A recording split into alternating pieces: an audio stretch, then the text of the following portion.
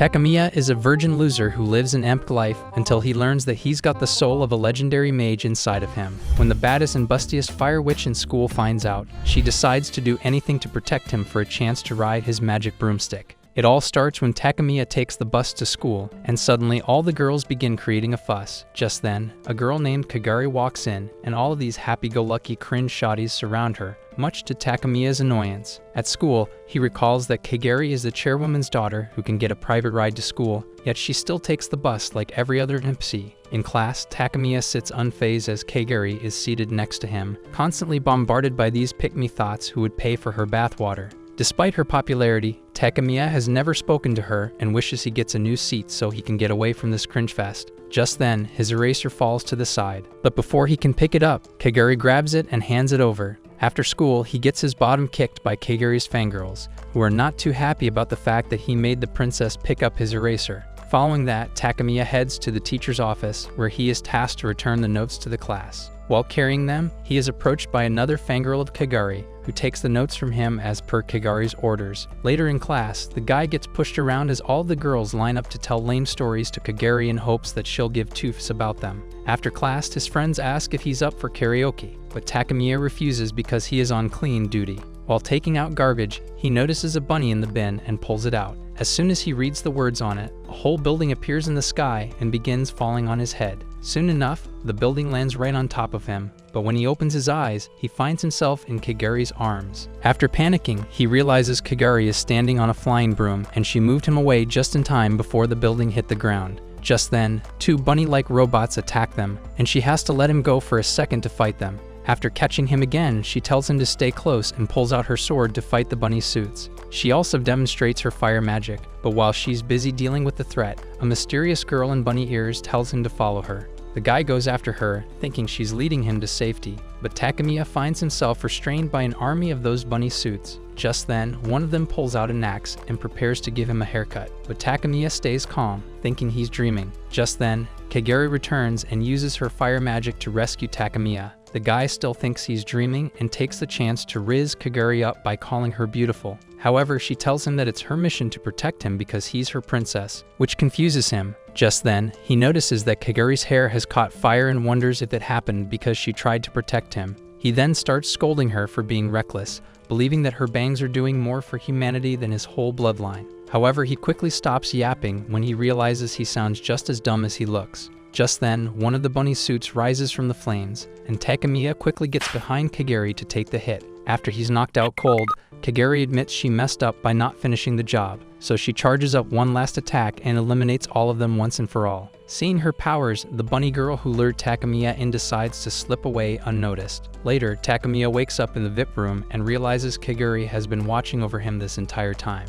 He asks where they are, and she explains this is the private room assigned to her by the school. Seeing her in a school uniform again, he wonders if he was dreaming, but she assures him that what he experienced was real. She promises to explain everything one day, but for now, he has to go home. She then says there's no point in protecting him in secret anymore, and the guy starts to wonder if taking the same bus as her daily and sitting next to him was more than just a coincidence. As they walk home, she explains that he's a prince and her master, but Takemiya still doesn't understand a thing. The next day, he gets on the same bus as usual, and this time, Kagari asks if she can sit next to him. She even walks to class with him, and all of her fans are eyeing Takemiya like he's the last slice of pizza. When they arrive in class, he is met as glares from the girls, so much so that he runs to the bathroom. On his way back, he is attacked by the student council girls, but before things escalate, Kagari returns to check up on him. The guy falls to his knees, and Kagari bends down to fix his collar, much to their shock. During lunchtime, Kagari forces him to sit next to her, and the guy is met with death stares from everyone around him. Eventually, the girls can't hold back and ask Kagari why he's here, but she ignores them all and shows Takemiya the hot dog she just cooked. She wants to feed him with her own hands, but he suggests they do it some other time because these girls will eat him instead of their lunch if this continues. However, she sternly tells him that where and with whom she eats is her choice alone, but Takemiya claps back, saying that his choice is to return to the classroom. The guy then runs off like a wuss, but when the girls start calling him names, Kagari secretly burns their food to avenge him. Meanwhile, Takemiya feels bad for yelling at Kagari, but is distracted when he sees that the school has been repaired, as if there wasn't any incident to begin with. Just then, a bunny girl shows up and tells him it's because that was a mere illusion. She further explains that she cast that magic to learn if he's harmless or not, and it was very obvious that he's a level 1 crook. She then walks up to Takemiya and reveals her white wings, introducing herself as Kureishi of the Tower Witches. Before she can steal him away, Kagari returns and separates the two. Kureishi then snaps her fingers and brings out an even bigger army of bunny suits than before, which attack her from all 4 sides. After a huge explosion, Takemiya wakes up to find Kagari impaled by dozens of spears, but she doesn't appear to be in pain. He screams why a 10 out of 10 goth mommy would give her life for a bum like him, but Kagari merely asks him if he's angry again. Takemiya then realizes that Kagari was merely following her mission, and because he didn't believe her, he ended up causing her so much trouble. He then promises himself that he'll believe in whatever she tells him, but first, they gotta help her out of this mess. Kagari then reveals that such attacks don't hurt her because she's made up of fire, and then proceeds to unleash her magic, which blows up Kureishi's entire army. Kagari appears covered in flames with Takemiya in her arms, and Kureishi immediately runs away to save her life. Kagari then asks him to open his eyes, and when he does, he finds her standing unharmed in her school uniform. The two walk home again, and the guy thanks him for the hot dog she fed him earlier. The next day, 5 new students join his class, who happen to be Kureishi, Rin, Kotetsu, Mei, and Kana. Taking on look at them, Kagari immediately tells Takemiya that they're all witches and he should stay on his guard. The next day, Takemiya reflects on how much his life has changed just in the span of 3 days, and he doesn't even know why he's being attacked. He decides to ask Kagari, but she didn't show up on the bus today, which is quite unusual. He wonders if she was attacked by the Tower Witches, but when he enters the class, he sees Kagari using them as human kebabs. As he backs away, he wonders how he ended up in this room, only to learn that Kagari cast a spell on him to make him walk here subconsciously. He then asks why she's torturing them, and Kagari reminds him that he felt threatened by their presence. She also reveals she wanted to finish this before he came to school, but one of them, named Mei, got away from her. Kureishi then reveals they only wanted a peaceful commute to school, but when Takemiya asks why she attacked them earlier, she reveals it's because he won't discipline her. The guy gets flustered and says she's just his classmate, finally making them realize that he doesn't know anything yet. She then says she has no grudge against him and only wants the white stuff in his body, only to realize that she might have given him the wrong idea. Just then, Mei ambushes them and manages to free the girls while taking Takemiya hostage simultaneously. Before Kagari can react, she manages to slip away while she's left to deal with the other 4 witches. Mei is sure the other girls will keep Kagari busy for a while, but the busty mommy takes care of them instantly and shifts her focus on rescuing Takemiya, much to Mei's shock. As Kagari slowly walks toward Mei, she tells her to stop or she'll give Takemiya a new haircut. However, Kagari continues walking in flames and tells the guy to stay still. She then asks Mei how she would like to be cooked, and Mei finally realizes that she's grown a liking for Takemiya. She then orders the wolf on her back to bite him, but as soon as it does, an explosion separates her from Takemiya. Mei is shocked to see that the bite mark has appeared on Kagari's body instead, so she decides to skedaddle for now. Meanwhile, the other 4 witches are carried by their bunny suit lackeys, and they collectively agree that they cannot beat Kagari. Takemiya once again wakes up in the VIP room and notices that there's no wound on his neck. Just then, he notices Kagari is wearing a scarf, and even though she says she's cold, she's just doing it to cover the bite mark. She then explains that he will continue to get attacked if things continue like this, so they must locate the mastermind behind this to restore his life. While she continues talking, Takemiya thinks to himself how he's the reason she's getting in so much trouble, so he demands she tell him everything there is to know. In addition, he asks her to teach him magic and make him her apprentice. Elsewhere, a witch named Kronwar and her familiar Sebas meet Kazane and her familiar Ofuku. Kazane asks why she was summoned, but Kronwar tells her to take a chill pill because they haven't met in 130 years. They then discuss the fight between the Tower Witches and Workshop Witches, and Kronwar believes a war will break out soon. Meanwhile, Takemiya is chilling in his house when he gets a call from Kagari, who invites him for a meetup. As they talk together, Takemiya wonders if he's getting lucky today, but then realizes she must have called him because he wanted to learn magic. She then takes him to a dark alley and explains that witches are divided into 2 main groups, Tower and Workshop. The ones that seek to protect the world are the workshop witches, and they've built secret workshops within the cities to monitor the area. The other witches are the tower witches, who use their magic for selfish ends. Their motives are still unknown, but they cause chaos wherever they go, and if the world falls into their hands, things would take a turn for the worse. She then takes him to a cafe where one of the maids with huge airbags starts fangirling over Kagari. Amid her yapping, she also reveals that many tower witches have come into town and wonders if things are about to get heated here.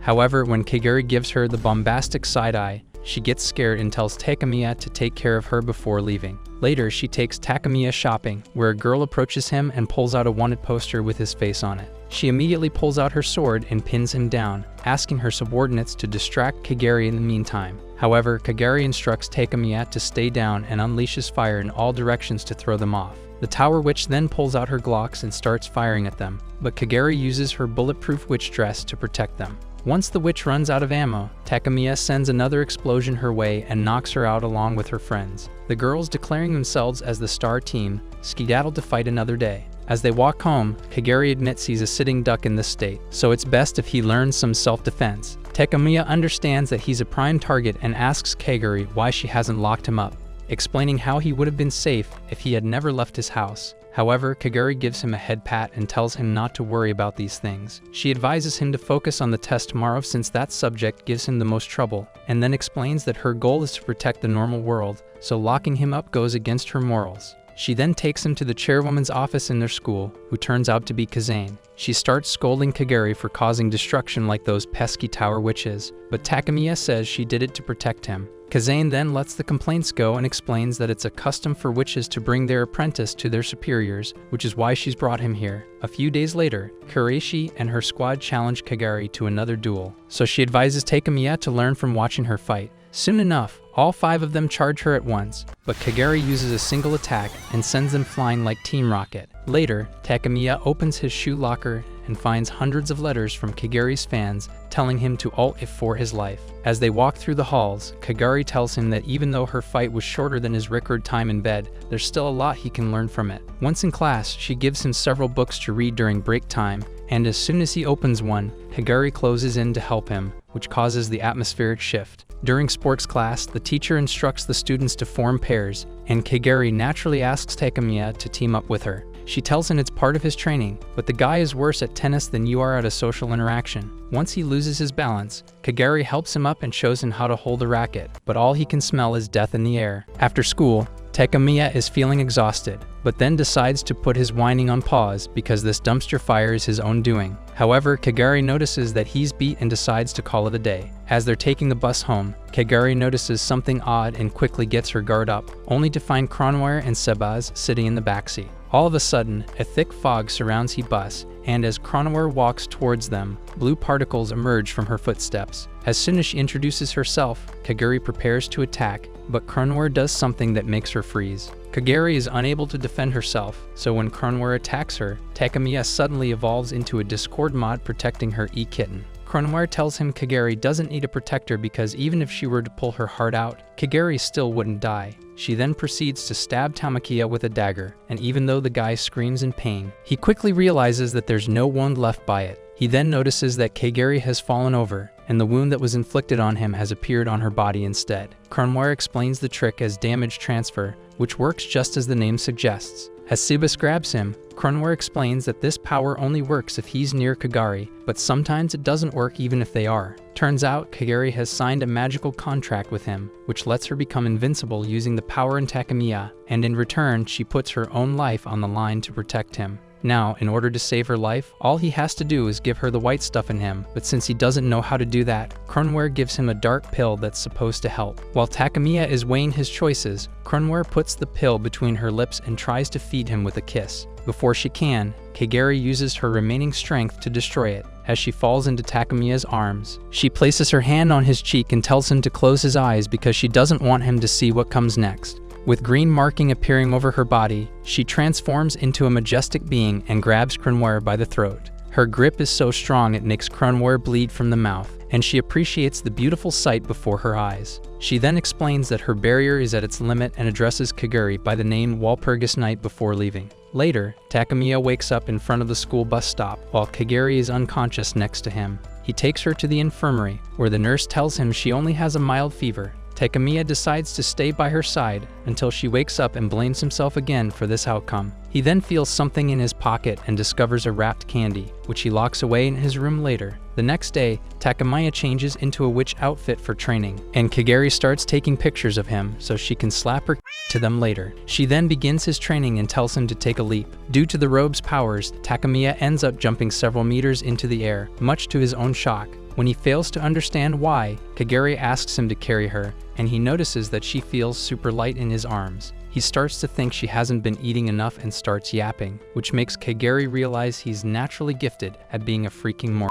After explaining the robe's lightweight properties, Kagari makes a broom appear out of thin air and teaches him how to do it. However, Takemiya fails to summon it and wallows in misery. Just then, Kagari says the time is up and the clubs now have to use the gym, which sends Takemiya into panic. However, the incoming students walk right past them, and Kagari explains their robes have built-in charms to hide them from nymphs. As they walk outside, she asks him if he's afraid of heights, and when Takemiya says no, she quickly grabs him and gives him a flight on her broom. Once they're above the city line, she tells him to stay calm, explaining that it's flight practice until he summons his own broom. After zooming through the city, they sit together somewhere to watch the sun set, when Takemiya suddenly gets sleepy and falls asleep on Kagari's shoulder. When he wakes up, he finds himself mid-air again, and after regaining his composure, he notices a girl getting mugged in the alley below. When he suggests they help her, Kagari explains that her job is to protect this town from witches only, and what humans do to each other is not her concern. She suggests he call the police and start flying away, but Takemiya insists on helping her. She again explains they're not allowed to use magic to resolve human conflicts, but Takemiya doesn't listen and manages to summon a broom of his own. He then jumps off like a moron, but as he falls down, he realizes he doesn't even know how to maneuver this thing. Kagari quickly tells him to command the broom as it's his servant, and that trick helps him take control right before he plummets to his death. He then uses the broom to crash into the muggers, who pin him down and start calling him Budget Harry Potter. While they're busy making fun of him, Kagari appears and uses her fire magic to knock out all of them. Takemiya asks why she used her magic on citizens, and she explains it was actually a trap set by the Tower Witches to lure him in. Meanwhile, in the Rotherburg prison, two guards discuss the witch Medusa being locked up in a monolith, and one of them doesn't understand what's so special about her. The other guy explains she alone can bring their world to ruin, but he doesn't take the warning seriously and jokes that she's just a decorative piece at this point. Just then, Medusa smiles from within the monolith, and suddenly it begins to crack. At the cafe, Kureishi and her squad discuss ways to defeat the invincible Karaji, but none of them can figure out a way to beat her. Just then, Rin suggests they wait for Takemiya to be alone and attack him instead.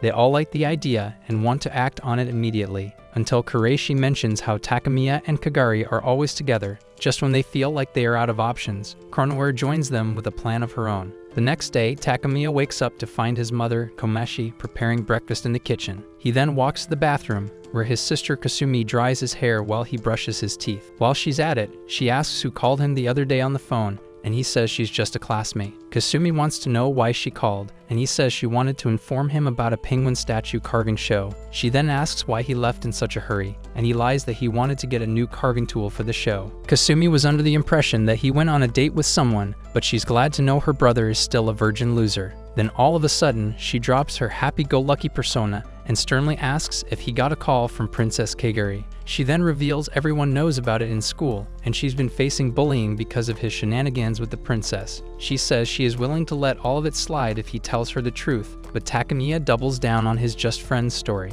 However, Kasumi reveals she followed him that entire day and knows everything he did, which makes him wonder if she saw their fight with the Star Team. Just then, their mother calls them for breakfast, so she decides to continue it later. As he walks to school, he realizes he can't tell his family about Kagari, but since her fan club is bullying Kasumi, he doesn't know what to do about it. Before he can catch the bus, he is caught by Kureishi and her bunny suits. Meanwhile, the other members corner Kagari in an alley to ensure they keep them separated. They formed this plan after Konoha told him Kagari's weakness, who couldn't help because she ran out of her magic from her previous fight. Just when things seem dire at Takemiya's end, a giant teddy bear appears on the scene and destroys Kureishi's bunnies. It turns out that Kasumi is the one controlling this teddy, who is also one of the workshop witches. Kureishi refuses to back down and summons a giant bunny of her own, and the whole city becomes their battleground. As the two engage in a fierce battle, Kagari seems to have the upper hand, but Kasumi turns the tide and knocks the daylight out of her. Just then, Rin joins Kagari with her own monster, so Kasumi increases the size of her bear to the point that its head is in the clouds. She declares her mission to protect her dumb brother, then proceeds to nuke the entire city because she's just a girl. Meanwhile, Kazane is in her office thanking the plot gods for a peaceful day,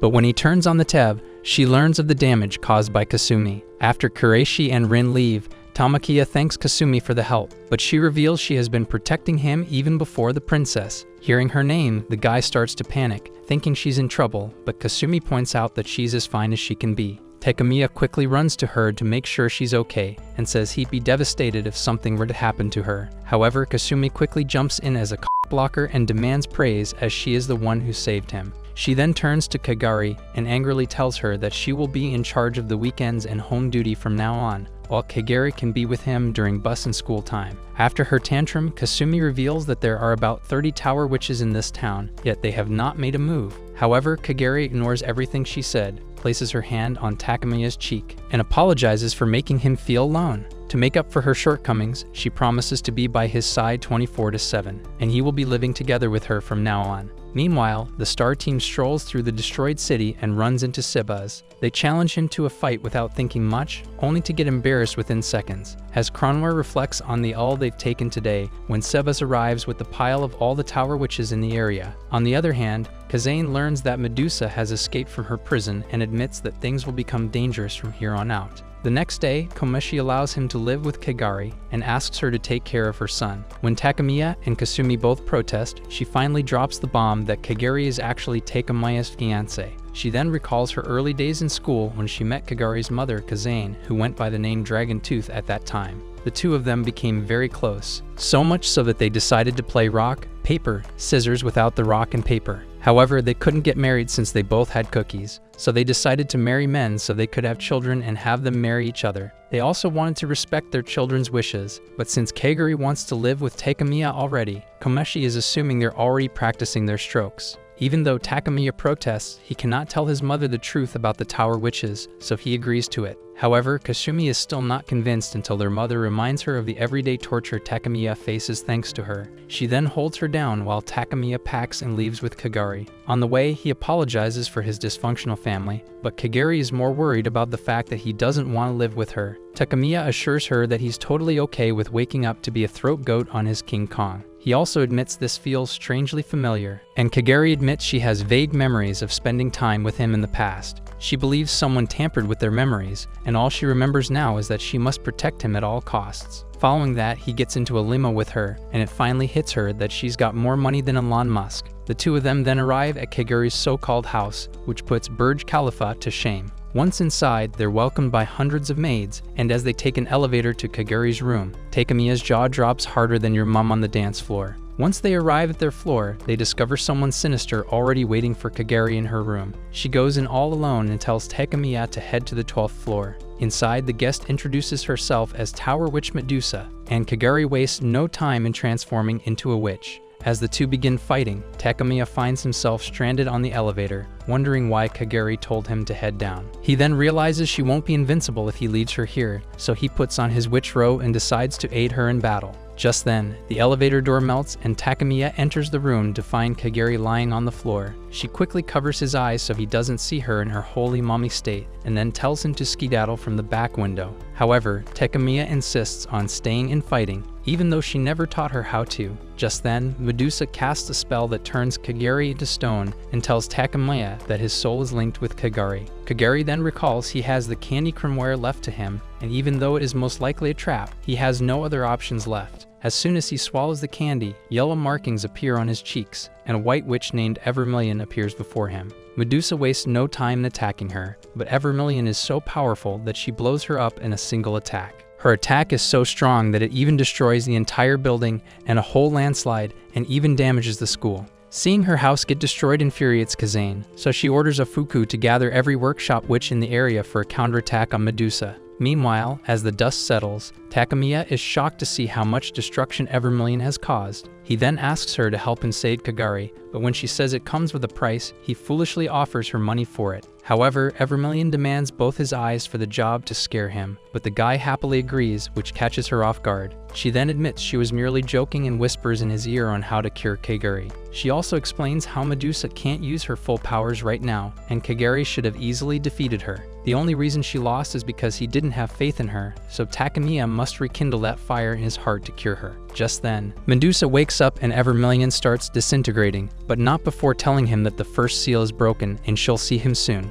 When Medusa finally shows up, Takemiya admits she had doubts and kisses Kagari on the cheek, which brings her back to normal. The two begin fighting again, and unlike before, Medusa's petrification does not work on Kagari, allowing her to win their battle. Later, Takemiya wakes up in the nurse's office beside Kagari and immediately starts worrying about her health. He is relieved to find her perfectly safe and wonders if what he saw was a mere dream. Kagari says it was all real and pulls the curtain to reveal Medusa on the next bed, though she assures him she won't attack him again. Kagari promises to explain things later, but first she returns the kiss he gave her earlier, much to his shock. While Takemiya is getting his V-card swiped, his mother is crying over his moving out of the house. Kasumi tries to make her stop crying, but suddenly gets a call from the Heik for an emergency summons. Soon after, all the workshop witches in the area start gathering at whatever's left of the tower, and Takemiya is shocked to see many familiar faces among them. Since Kagari can't leave his side at any cost and her house is destroyed, Takemiya takes her back to his place, where Komenchi apologizes because their humble abode is not up to Kagari's standards. The next day, Kasumi returns home and complains about not finding Medusa even after searching for an entire night. On the bright side, she's happy Kagari and Takemiya can't live together because her house was destroyed. Just when he enters Takemiya's room, she finds Kagari practicing strokes and throws a full-blown tantrum over breakfast. She gets so frustrated that she ends up disrespecting her own mother, and she takes it so hard that she falls sick because of it. Meanwhile, Kagari's fan club holds a meeting, and the student council president scolds them for not getting rid of Takemiya. Huzuki explains that they were ordered by the princess not to bother Takemiya, but this ticks the president off, and she goes on to scold Vice President Tuku and advisor Mikage Sensei for not doing their jobs right. She then tells Miyake that he's a lazy bum who was only hired because he couldn't say no, so if he doesn't fix this situation, he will be fired from his job. Later, when Takemiya and Kagari arrive at school, Mikage immediately approaches them and takes them to the student guidance office. Once there, he explains that he's been catching strays left and right just because Takemiya's got Kagari on speed dial and explains why she's called the princess. As it turns out, it is a tradition in their school to elect the single most outstanding student, and whoever wins is given the prince or princess title. However, when people start spreading rumors about the model student, it ruins the school's reputation. Mikage then advises him to stay away from her, but Kagari says that nothing can separate them. Mikage backs her up, saying that the elected student has authority over everyone, excluding the chairperson, which means no one can question her decision here. Kagari decides to do something to stop the complaints and rumors, and Mikage is relieved because he doesn't want to lose his job. Just then, he pulls a weird vial from his pocket, which quickly explodes, and before Kagari can react, Takemiya finds himself in a strange dimension with Mikage. Once there, Mikage assures him that Kagari is safe and that he just needs to talk to him privately. He then pulls out a replica of the candy Takemiya ate to summon the White Princess Evermillion. He explains there are 5 seals in his body to contain Evermillion, and one of them was broken recently. He also tells him that Kazane was entrusted with keeping an eye on him, but with his seals he risks a breaking. She might become his biggest enemy. She is busy hunting Medusa as of now and hasn't realized that one of the seals is broken, so he advises her to hide it along with the fact that Kagari is sheltering Medusa in their house. Takemiya asks him why he's telling him all of this, and Mikage replies that it's because he's important to him. He then asks him to become his prince, and offers to protect him with his life. But Kagari suddenly breaks into his dimension and frees Takemiya. Afterward, she takes him to the broadcast room and makes him call all students to the gym for an emergency meeting. Once the crowd gathers, Kagari takes the stage and opens her mouth, causing the crowd to bust harder than a soda can in a microwave. After that, she asserts her authority over every one of them, and then goes on to fire the student council president, much to their shock. In addition, she declares Takemiya as the new president, and the man looks like he's seen the 2 girls 1 cup video for the first time. Later, Tuku introduces Takemiya to the student council and Kagari as the new vice president. Turns out, Kagari bribed her with her gym attire, and that's all it took for her to relinquish her title. Just then, one of the members demands answers from Kagari, asking why she fired the previous president. However, Kagari shows Takemiya a few lines she's written in response, which contain more slurs than a Kendrick Lamar song. Takemiya decides to use his power of free speech and explains to the students that he was forced into this role against his will. But since he's here now, he wants all of them to try and accept him on their own terms without jumping to conclusions. If he fails to prove himself, he will step down from the role, so all he asks is for them to try and bear with him. As they walk home, Kagari promises to use her authority to ensure he stays president, but Takemiya advises against it because that will only make things worse. Unbeknownst to them, Kasumi is watching from a distance, and she's not too happy with recent developments. He then heads to a toy store to buy plushies, but before he can get to it, he is kidnapped by Kasumi and her bear. Kagari is quick to react, but Kasumi shuts her down by injecting her with anesthesia. She then reveals her plans to take Takemiya away from this town so she can live out her sweet home, Alabama family fantasy with him. Turns out she fears Kazane will turn on him, so he cannot trust Kagari either, since she's the chairwoman's daughter. Takemiya argues he will become dangerous once his seals are broken, but Kasumi believes her sisterly sloppy toppy will be able to contain him. Just then, Kagari appears in her holy mommy form, riding a giant dragon, and begins firing lasers at Kasumi. In her panic, Kasumi crashes into a building, and Takemiya begins falling to his death as a result. Kagari quickly takes action and holds him, but he notices that Kasumi is also free falling and has lost consciousness. Kagari holds out her hand and saves her as well, turning just before they hit the ground so she can take the impact. She lands right into a workshop but disappears before they can even see her. At night, Takemiya wakes up to learn that Kasumi is sleeping soundly in her room. He apologizes for the actions of his sister, but Kagari said she admires Kasumi's love for her brother. She then asks if he would like to become her older brother too, but Takemiya explains that she's older than he. Kagari then decides to become his older sister and makes him call her Honi-chan. The two keep practicing their newly developed dynamic until Kagari falls asleep, and that's when Takemiya notices that the plushies he got for her and Kasumi are all ruined. Just then, Kazane calls their residence and leaves a message that she's coming over soon. Later, Komechi tells her kids that once she got married, she had an affair and ended up contributing to the world population. She left that baby with a distant relative once it was born, but she's gotten a call to give her child back now. She then introduces the child to siblings, and lo and behold, it's Kagari. Luckily, it simply turns out to be a bad dream for Takemiya, who wakes up and finds Kagari making breakfast. He starts to get pissed until she reminds him she's not his real sister and they're living together because her house was destroyed. She asks him to sit and reveals that both Komeshi and Kasumi left early today with Kazane and left her in charge of the house. After finishing breakfast, they wash the dishes together, and Takemiya can't believe he's really doing chores with the princess. Unbeknownst to them, Medusa's whole gang is spying on them and is annoyed with the fact that they already look like a married couple. Kureishi recalls how they were secretly moved to Kuraiji's room after the fight, but she didn't understand why they had to obey her. Medusa told her she had underestimated Kuraiji's powers, and it was her own rule to obey the person who defeats her. She told Kureishi that she is free to go on her own path, but she won't risk being found by Kazane, especially now that she knows about Evermillion.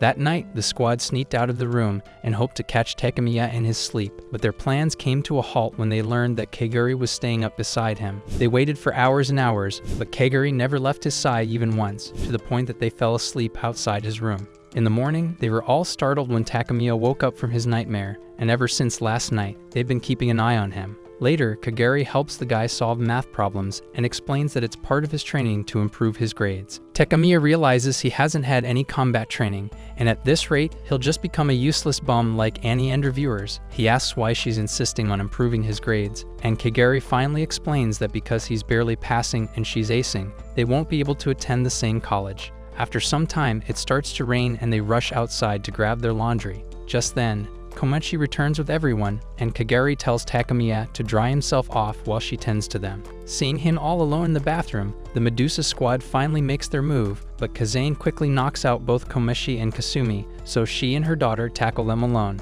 However, Kagari starts fighting her own mother, explaining that she cannot let her have them. Kazane asks her to move aside, but when Kagari refuses, she asks Takemiya to give her orders because she'll listen to him. However, Takemiya recalls Mikage's words, who told him to keep this whole thing hidden for as long as he can. He orders Kagari to stand her ground, so Kagari changes into her holy mommy form and seeks Medusa's help to become even more powerful. As their bodies merge, Takemiya finds himself in a flashback of Medusa and Kagari after their battle. Medusa asked her to finish what she started, but Kagari brought her home and offered to form an alliance with her. She then presented her with the Apple of Discord, an object that allowed two witches to merge their powers. Medusa was thrilled to learn that Kagari would stoop so low just to defend Takamiya and eagerly accepted her offer. At present, Takamiya regains consciousness and sees Kagari getting merged with Medusa. Kazane realizes that Medusa was not after Evermillion, but rather a successor, and she chose her daughter out of all the witches out there. She also believes power comes with grace and beauty, which is exactly why she refuses to accept Kagari's current form. The two begin fighting, but Kagari quickly turns her mother into stone. However, as soon as she turns her back towards her, Kazane breaks free and attacks her in the back. She then holds her by the collar and explains that her invincibility has been undone for some reason. She also adds that Evermillion hates impurity, and maybe she is the one who blocked Kagari's supply of magic. This means Kagari has actually become weaker by merging with Medusa, and now Kazane can rearrange her face for defying her. Takamiya doesn't want her to get hurt, so he somehow taps into his powers and switches places with Kagari, right before Kazane knocks the bejesus out of him. When he wakes up, he finds himself in a magical prison alongside Kagari, who is unable to melt the bars using her fire. She then explains they're being punished for their actions, and Kazane has torn Medusa out of her, which means all of their secrets will be out soon. She then explains that her mother was very strict about making sure the seals are never broken, but since Kagari has failed to uphold her end of the bargain, Kazane no longer offers them protection. Once she saw Takamiya using his powers, he thought he'd burn everything to the ground, but luckily he only switched places with her. She also explains that Medusa and her witches knew about the seal, so she allied with them to ensure the workshop wouldn't find out about the seals. But since her entire plan has been foiled, her only choice is to face her mother head-on and defeat her. Takamiya believes they don't have the balls to face Kazane and instead they should run away, but Kagari gently explains to him how that is not an option. She promises to fight by his side till the very end so he can live a normal life and attend school like everyone his age. Takamiya asks how they're gonna escape this prison, and Kagari says she has a plan. Meanwhile, Kazane meets up with Kronware and explains that when she was bringing medicine for interrogation, two witches named Lauren and Wine came to grab her. She insisted on having 2 hours with her, but they forced her to give Medusa up. Despite her frustration, she is content with the fact that they will have peace. Just then, she hears an explosion outside the school building, and Kagari has somehow made it out with Takamiya. She immediately prepares to fight her mother, but Kazane reveals she has no intention of fighting her and scolds her for destroying the school building. As the two walk home, Takamiya starts laughing because he had to let Kagari clean his ears so she could get a power-up by feeling affection for him, which happened once before when he kissed her. On Kagari's first day at school, Kazane asked Tuko and Mizuki to show her around, but they were late to class because one of them overslept. In class, everyone was mesmerized by Kagari's beauty, so much so that girls from other classes came to see her in person. Despite her appearance in 200 ick, Kagari's behavior reflected that she had been living under a rock, like most of y'all. Because of her odd personality, Mizuki believed she had never attended school before. Just then, a bunch of girls surrounded her, and when Mizuki tried to keep her at bay, they started hating her for gatekeeping Kagari. Later, she noticed how Kagari always comes to the library in her free time and never speaks, which was a little frustrating. However, Tuko believed that being with Kagari was more fun than doing anything else. When the test results came out, it was no surprise that Kagari was on top, so the school's most popular girl started picking on the three of them because they had been stealing her spotlight. She tried cutting Kagari's hair to teach her a lesson, but Kagari secretly used her fire magic to knock all the girls out. After that, she casually took the bus, and Mizuki and Tuku tailed behind her. Soon enough, they arrived at a boys' school, and Kagari immediately hid behind the wall as if she were spying on someone. After standing there for hours, she took the train home but refused to explain anything. For the next few days, the girls found her reading several women's magazines and trying to act more ladylike. As she continued her routine of visiting that boys' school, she became more and more popular in school until spring came around. That day, while waiting outside the boys' school, Kagari finally saw Takamiya for the first time. At present, she wakes up next to him, and Takamiya tells her he had a weird dream about her in middle school. Meanwhile, Kasumi wakes up and finds the whole Medusa squad having breakfast at their dining table, much to her frustration. After helping her mother in the kitchen, she heads to Takamiya's room to wake him up, only to find him playing Doctor with Kagari. While she stands there horrified, Takamiya tries his best to explain the situation, but to no avail.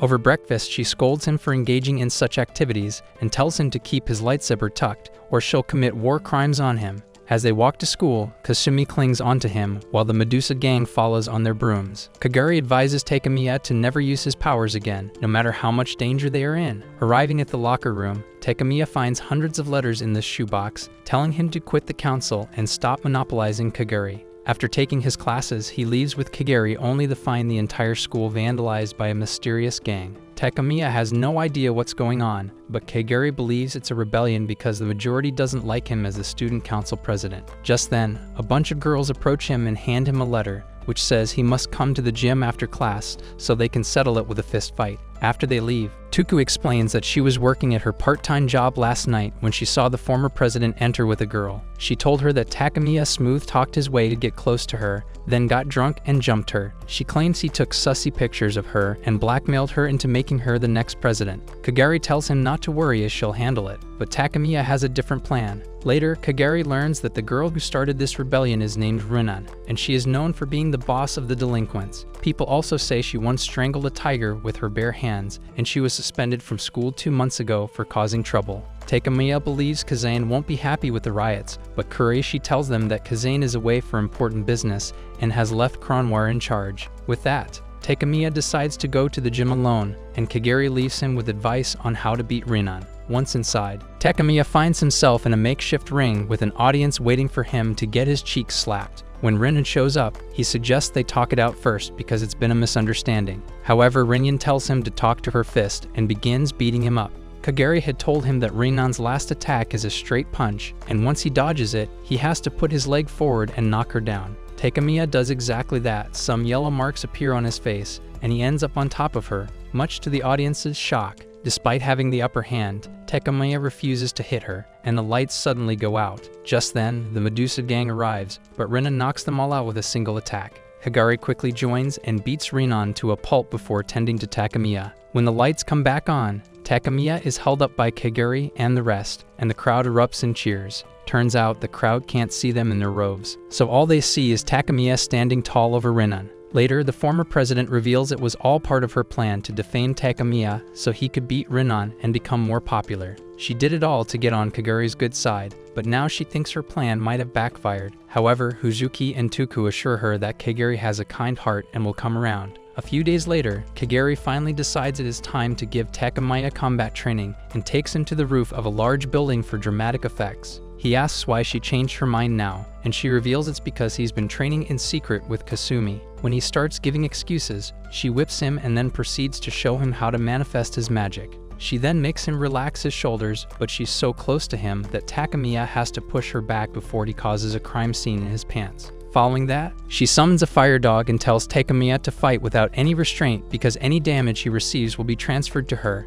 The guy initially only runs away from its attacks, but Kagari suggests he focus on summoning a familiar of his own. Eventually, he manages to hurt his elbow and Kagari decides to call it a day, but Takemiya refuses to back off just because of a minor injury. Seeing his resolve, Kagari straight up eats him off the building and instructs her to summon a familiar that can fly. She follows him on her broom and continues to pass more instructions, and Takemiya creates an image of Kagari in his mind. A huge explosion occurs, and he manages to summon a giant Kagari in a nurse outfit before hitting the ground. He panics and begins explaining that he doesn't have a nurse kink, but the summon punches a hole in the nearest building before disappearing, which causes Takemiya to pass out. Kronwar and Minkage witness this spectacle, and mutually agree that Takemiya must have broken the second seal to be able to summon a familiar. They also agree that Takemiya must stay careful, or Kazane will learn about the seals and clap him so hard he won't appear for the rest of the season. Meanwhile, Kazane is in the sewers, where Rinan somehow finds her and asks what she's doing here. She also questions the giant magical circle next to her on the wall, but Kazane says it is best if she doesn't know about it. Rinan then reveals that a messenger of the tower showed up and took everyone in town hostage. Meanwhile, Takemiya wakes up and asks Kagari if she decided to train him only after his fight with Rinan. He tells her that he felt a power in him right before he took her down, and then explains that the former president planned the whole thing to get on her good side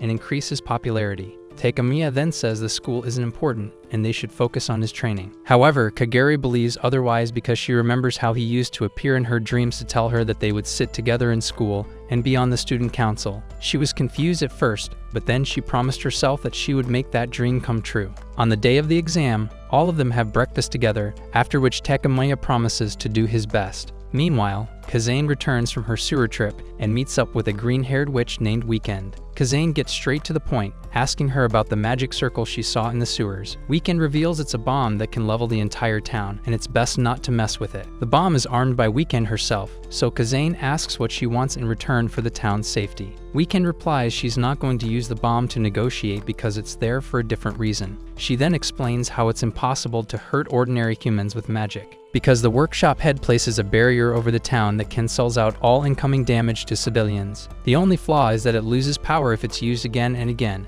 and even with a mana pool deeper than your money issues, she can't shield everyone at once. Before Kazane can react, Weekend activates the bomb, and the whole city falls into chaos. Kazane falls to her knees after using a tremendous amount of her power and asks what she's after. Weekend finally admits she's here for Evermillion, and she used Medusa and Kronwire as her pawns to get here. However, her true goal is to get rid of Kazane, because she alone is the reason why Tower Witches have to hold themselves back. Kazane then passes out and wakes up locked in a cell, and Weekend knows it'll take 1 week for her magic to return, so she's useless till then. Meanwhile, Kagari guides Takamiya to a storeroom amid the chaos, and then through an underground tunnel that leads to a giant coliseum. Once there, he meets up with Kasumi, Rinan, and the rest, who welcome him to their workshop. Putting their differences aside, Rinan introduces him to their leader, Natsume, and a powerful witch Hattori. Takamiya asks why there were explosions outside, and Natsume lies that one of Mikaj's experiments went wrong. Before anyone can react, she pulls out a gun and shoots tranquilizing bullets at Takamiya.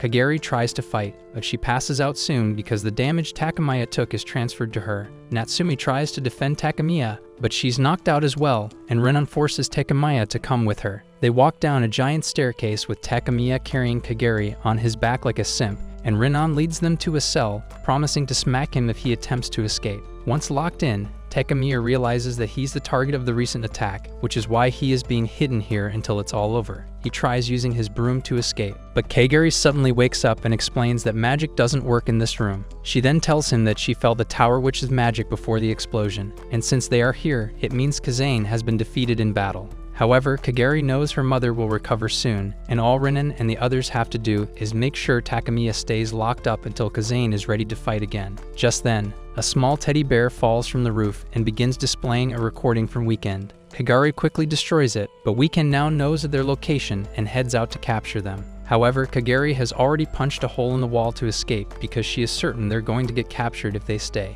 After 2 hours of walking, they arrive at the exit, and Kagari reveals that this gate will put them out in the mountains behind the school. However, when they look out the door, they find the whole town turned into a hot mess. In the meantime, Natsume explains the situation to her colleagues, stating that even though no civilians were harmed, Kazane is captured and many of their allies have suffered injuries. Those who escaped are now in the process of rescuing others, and it'll take at least a few days for Q to send help. They can't even use magic with the barrier down, so they're just begging to get clapped like a mosquito unless Kazane recovers and restores it. Meanwhile, Takamiya worries his mother might be dead, but before he can turn into Eren Yeager, Kagari tells him she's safe, including every other civilian. He goes into a panic, thinking all of this happened because of him, but Kagari tells him this is no time to be a Disney princess. Takamiya is in shambles, thinking thousands must have died, but Kagari assures him everyone is safe and they can fix everything if they move fast. She also reminds him of the time he cured her, and that memory allows him to regain his composure. As they walk through the city ruins, Takamiya comments that the whole city looks like the aftermath of The Last of Us 2. Kagari then explains that all workshop witches in the town form a contract, which allows the barrier to absorb all their magic in case of an emergency like this. The two then head down a secret bunker, where Kagari explains that once Kazane's power is restored, the city will begin rebuilding itself, so there's no need for him to worry at all. While walking over a ledge, Takamiya falls down, and Kagari jumps after him to ensure he doesn't break his bones.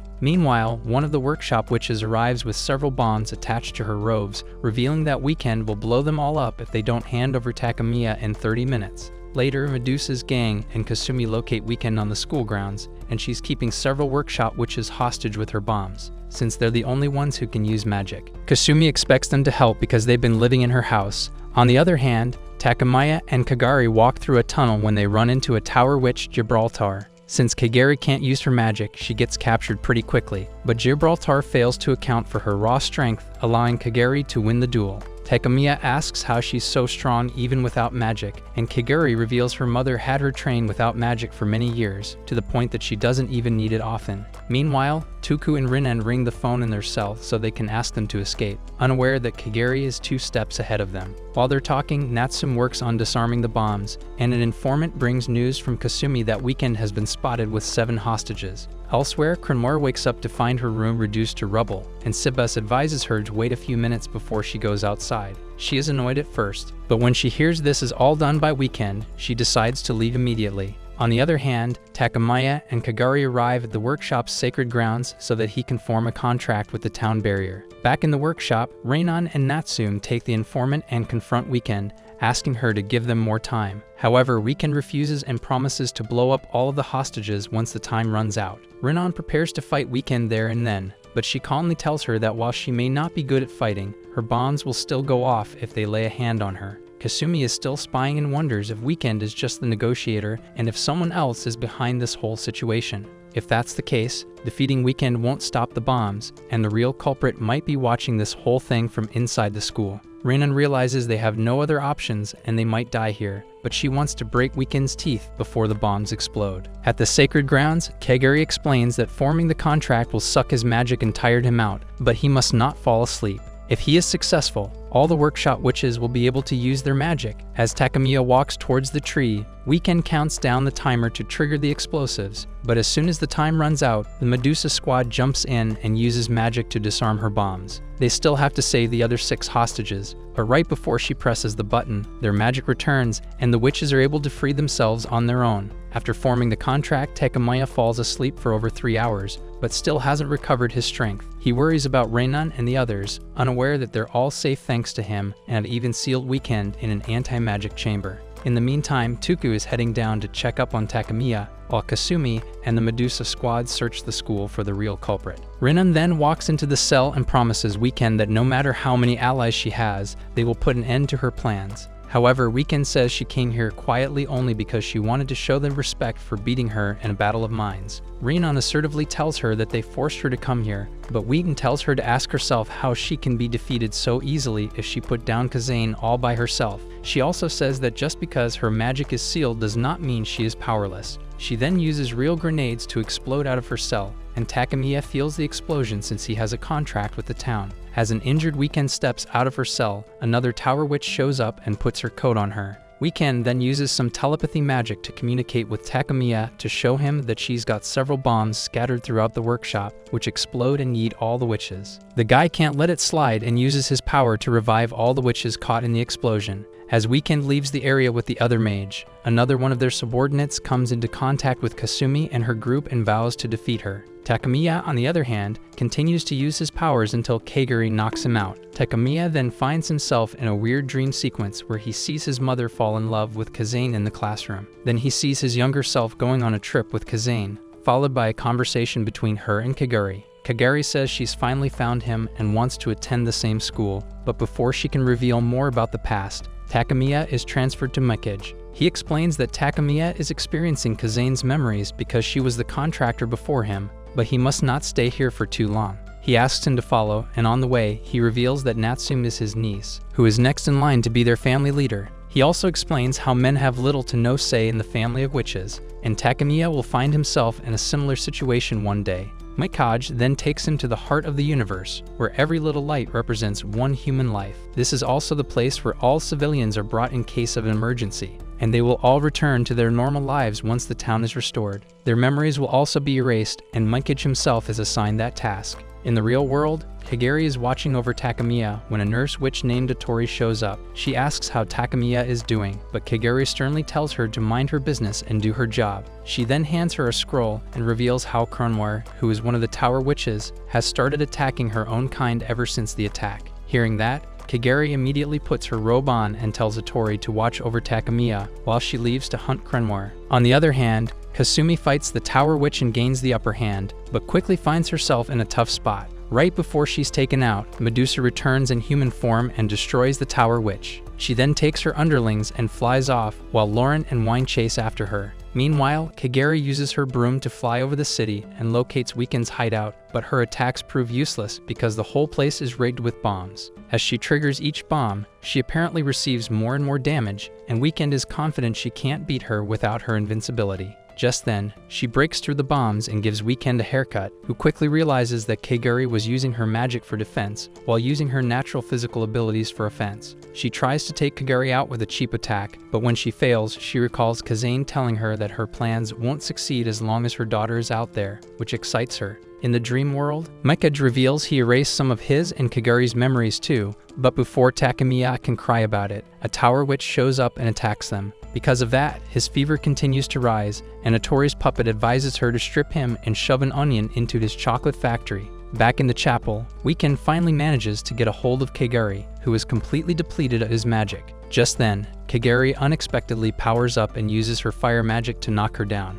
She knew all along that Weekend was confident in her chances because she didn't bring Takemiya along, but Kagari says she doesn't need him to be close to draw power because he is in her heart. Just when it looks like she's won the battle, Weekend puts out another ace and corners Kagari. Meanwhile, Meikage and Takemiya are overwhelmed by the attacks, so Meikage decides to send him to the real world while he stays behind and fights the witch. He warns him to be on his guard as soon as he wakes up, but when the guy wakes up, he finds himself stripped of his plot armor. After getting his uniform on, he learns that Kagari has left on her own and decides to learn, but Atori pins him to the bed, stating he needs to rest more. Just then, she gets a call from Meikage and leaves the room to attend. Meikage tells him he finally took down the witch that attacked, but she told him they have a bomb placed at the evacuation site. The bomb is set to explode in 30 minutes, and if they want to stop it, they have to take Takemiya to Weekend. Hearing this, Takemiya demands that Atori take him to Kagari, and the two are seen flying towards the chapel. Meanwhile, Kagari asks Weekend how she healed her injuries, and she reveals she keeps a recovery spell on her at all times, which requires a lot of magic. Since she doesn't have that big of a mana pool, she spent 6 months reading this church with explosives, and the magic circle that blew up the city took her 1 year to set up. Since she's used up her recovery magic, she admits all of her current energy is being used in controlling the giant monsters she's created, which means she has to end this quickly. She then finishes Kagari off with an explosion, and Takemiya, who sees this from the outside, quickly rushes to her rescue. Luckily, he finds Kagari just barely alive and begs her to use his powers, even though he can barely stand. With her powers restored, she takes down Weekend instantly and demands the switch to the bomb, only to learn that she has already activated it. Meanwhile, Kureishi goes through the town when she runs into Kasumi's bear, who tries to explain something to her. Failing to understand, she summons her bunny and learns that Kasumi got the daylight knocked out of her. Soon enough, an explosion occurs in Meikage's plane, and Takemiya feels the humans' lives vanishing from there. Kagari tries to contain the Weekend, but Takemiya becomes so furious that he ends up using his powers in hopes that he can save them. However, he suddenly collapses and finds himself in a dream world in front of Evermillion. She already knows he's summoned her to restore the buildings and the lives lost in the explosions. She's willing to help, but wants compensation in return. She tells him that she'll take his life to fulfill his wish, but if he dies, Kagari will die as well. Facing the difficult choice, Takemiya decides to sacrifice two to save the mass and asks Evermillion to grant him power. In a matter of seconds, the town returns to normal, and Kagari immediately rushes towards the guy to stop him. Takemiya explains he's already made a deal, and they'll both be sacrificed to save the others. He apologizes for making that choice for her, but Kagari embraces him and says it's okay because she doesn't want to live without him anyway. She also says she won't let him die and asks Evermillion to take her life instead. Right before falling to the ground, before Takemiya can react, Weekend stabs him with a knife and starts ranting about how his actions have ruined her plans. Takemiya quickly retrieves the knife and pins her down, stating that he will do it all over again if he gets the chance. However, he won't let her take his life because this is the last thing Kagari left for him. Right after, the guy starts to lose strength in his body, and Weekend apologizes for stabbing him in a temper. While her underling heals his wound, Weekend tells him to gather his friends and prepare for round 2. As they exit the chapel, Atori shows up and sees a confrontation between Weekend and Cronmore. After that, Atori heads inside thinking Takemiya won the battle, only to see him holding Kagari's lifeless body in his arms. Just then, Meikage calls her to explain that even though he was caught in the explosion, he is now back in one piece, like nothing happened. He also notices that the stars are disappearing, which means the humans have safely returned to their normal lives. Mikage praises Takamiya for saving them, but the guy falls into tears because he couldn't save his only shot at getting a sloppy toppy. After explaining the situation to Mikage, he reveals that even though Kagari isn't breathing, her body is still warm, so there might be a chance that she's still alive. Mikage says that Kagari shouldn't even be dead because Evermillion never agreed to take her life, and Takamiya explains that Weekend also found this very strange. Mikage then asks Satori to draw a magic circle on the floor and place Kagari in it, and if his hunch is correct, they might be able to save her. Meanwhile, Crownmore guides Weekend through the town and asks her to pick a location where she wishes to die.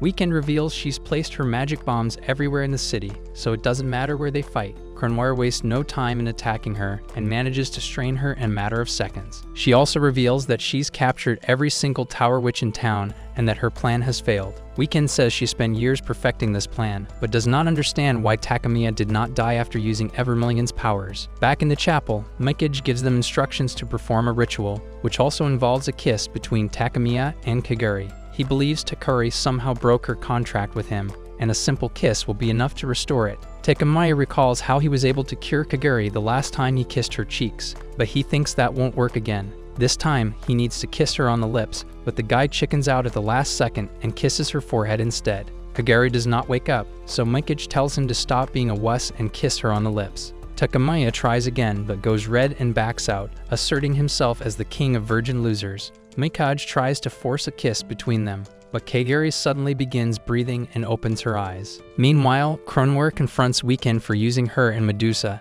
stating that she won't let it slide easily. She also tells her that her plan failed because she doesn't understand the dynamic between Takamiya and Kagari. Another thing she failed to account for was how long it'll take Kazane to recover, and while her estimate was 7 days, Kazane is back to full strength in just 20 hours. Weekend is furious and asks her why she didn't come out, and Kazane says she decided to leave the rest to the kids. Crownmore wants to have her way with Weekend, but Kazane wants to take her instead so she can face proper judgment. This puts them at odds with each other, and even though Crownmore uses her full power, she stands no chance against Kazane and loses quickly. Meanwhile, Evermillion explains that she made a promise with Kagari, which stated that if Takamiya were to die, she should break their contract and give him the power he uses for her back to him. Evermillion now regrets making that promise because once the contract was broken, he didn't even need Evermillion's power and restored everything with his own power. Just then, he wakes up in his bed and immediately rushes out to check up on Kagari, who's been waiting for him all this time.